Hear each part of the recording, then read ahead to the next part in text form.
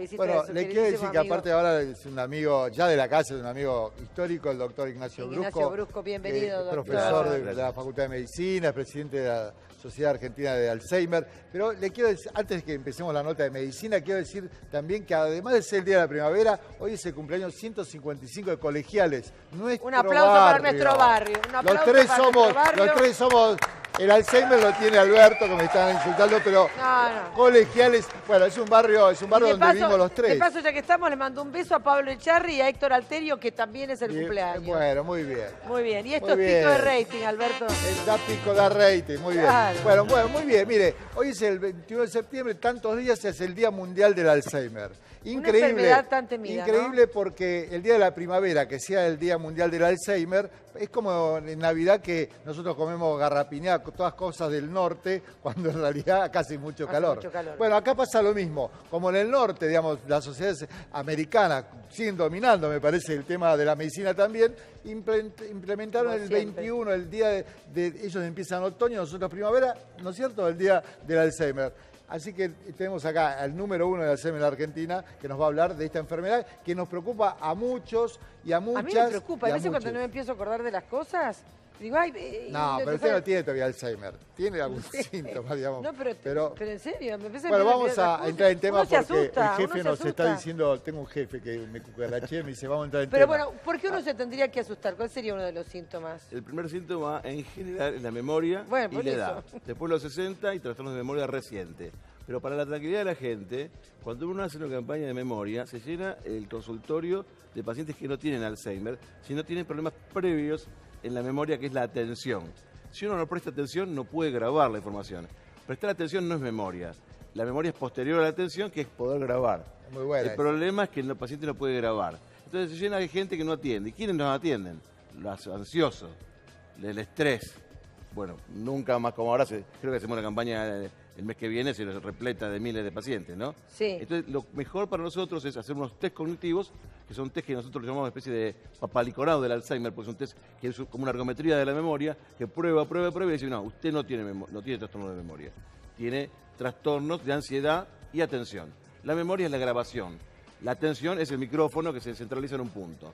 Como el chico en el colegio que no le da bolilla a las ¿Y también cuestiones. es selectivo eso, la atención y la memoria? Y es selectivo en el sentido de lo que a uno le interesa. Claro. Suponte, si uno, a veces no pasa que la persona dice, bueno, pero ¿para qué cosas no recuerdas? Bueno, en realidad para el cine sí recuerdo. O sí para el colegio sí recuerdo. No recuerdo lo que hago en la vida cotidiana o al revés.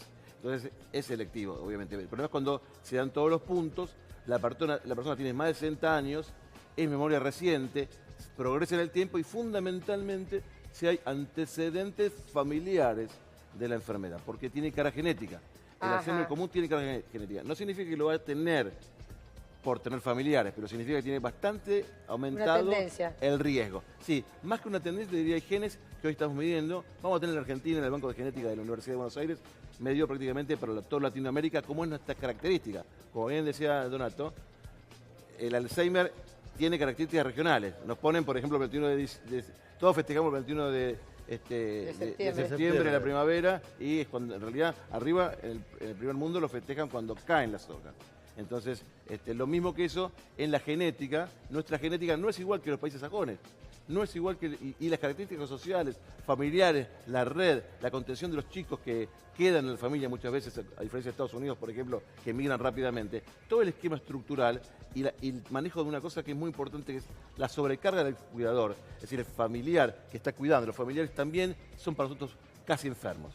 Te quiero hacer una pregunta. ¿Cómo se puede detectar precozmente, si uno está en la casa o uno tiene más de 60 años o tiene un familiar, cuáles son los primeros síntomas para detectar si una persona tiene que consultar a alguien por Alzheimer? Memoria reciente es acordarse qué día es hoy, qué hice ayer, y si esto se prolonga en el tiempo, y también algún cambio de manera de ser. Nosotros llamamos eso apatía.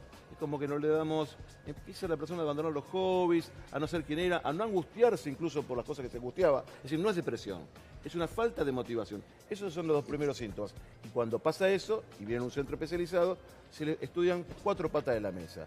Imágenes del cerebro, neuropsicología, que son estos test que decía, sangre para descartar otras enfermedades y el examen clínico. Luego de eso, si nosotros observamos que el paciente tiene características, hay otra instancia que se llama biomarcadores, que ya nos precisan casi con bastante certeza, esto es un gran adelanto de la enfermedad. Lo que quiero decir es que los biomarcadores pueden hacerse en pacientes que no tengan síntomas, porque el hijo del paciente, 30 años antes, está depositando proteínas patológicas en el cerebro que pueden ser las causantes de la enfermedad. Todos los días en el cerebro se producen proteínas. Esas proteínas se limpian. Cuando no se limpian, ¿qué pasa a estos pacientes? Se empiezan a acumular. Primero no es nada, luego empiezan a hacer inflamación y después se empiezan a matar neuronas. Cuando uno toma un paciente con Alzheimer, el paciente está con el cerebro achicado. Y ya es difícil tratarlo. La problemática del Alzheimer hoy es paradigmáticamente en la atención primaria.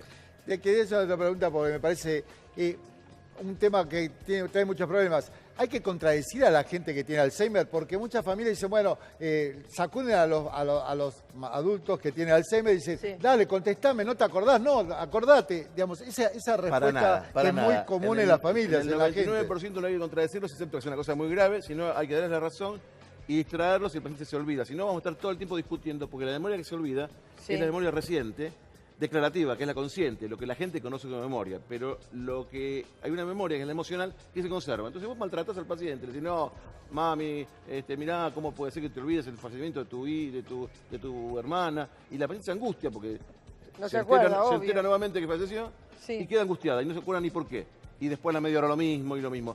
Hay que darle la razón hasta que llegue a decirle que no, pero siempre darle la razón. Se dice que no cuando el paciente quiere hacer algo violento o una instancia que se crea de la casa. Pero si no, hay que darle la razón. Nosotros tenemos una página de la Asociación de Alzheimer, OR, que ahí están los 10 mandamientos, decimos nosotros. Que son características, 10 puntos, entre ellos el punto que bien preguntó Donato, que es no contradecir al paciente, darle siempre la razón, no pelearse. Claro, eso es terrible, uno se pelea. No dejarlo solo. Dale, ¿cómo no te acordás? ¿Cómo no te acordás? Bueno, y eso es peor. Y la gente tiene negación. No se da cuenta que esa persona que era muy inteligente cambió su manera de ser y tiene que empezar a entender y a adaptarse a esa situación, pero hay que entender que lo cuida también es un paciente mayor, que tiene bastante menos flexibilidad cognitiva para poder entender eso. Entonces, el manejo de los familiares es tan importante o más importante que el manejo del Alzheimer.